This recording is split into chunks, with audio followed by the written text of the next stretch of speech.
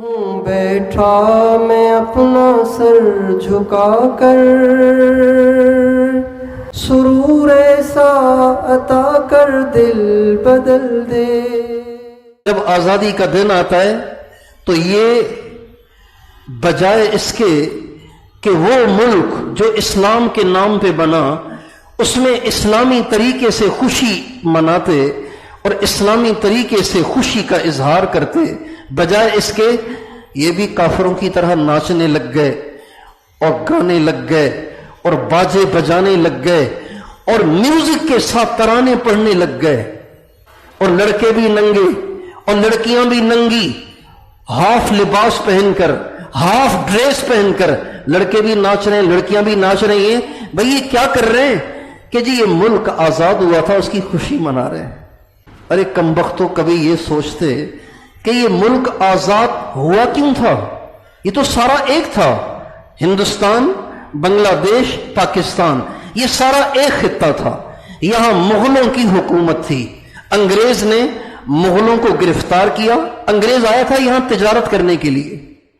انگریز یہاں کاروبار کے بہانے سے آیا تھا اور کاروبار پہ اپنا قبضہ جماتے جماتے جماتے جماتے وہ ملک کا حکمران بن بیٹھا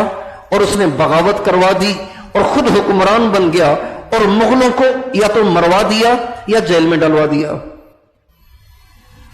ورنہ یہ سارا خطہ ایک تھا، یہ سارا ایک ملک تھا۔ جب انگریز کے نک کی ناک میں دم کیا گیا اور اس کو ناک سے چنے علماء نے چبوائے اور وہ آخر مجبور ہوا کہ اس خطے کو چھوڑ دے، تو اس نے چاہا کہ جانے سے پہلے پہلے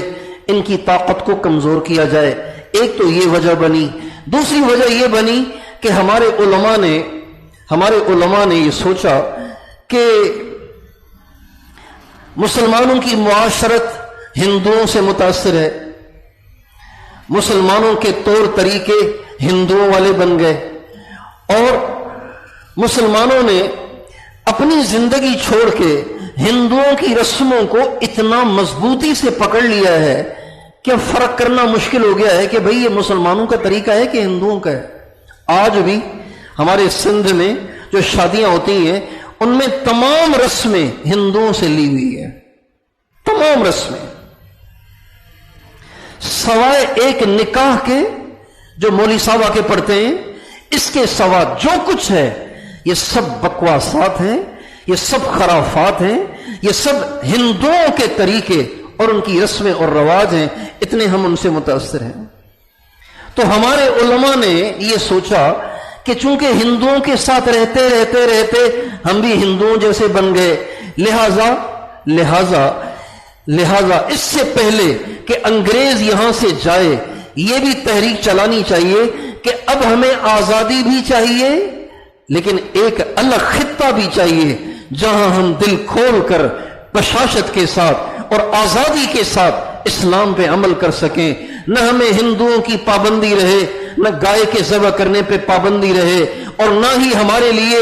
مندروں کی تعظیم لازمی رہے، بلکہ ہم رہیں تو ایک ایسے خطے میں رہیں جہاں سارے مسلمانوں، نمازوں کا ماحول ہو، اذانوں کا ماحول ہو، قرآن کا ماحول ہو، تلاوت کا ماحول ہو، عورتوں کے پردے کا ماحول ہو، نوجوان کی پاک دامنی کا ماحول ہو۔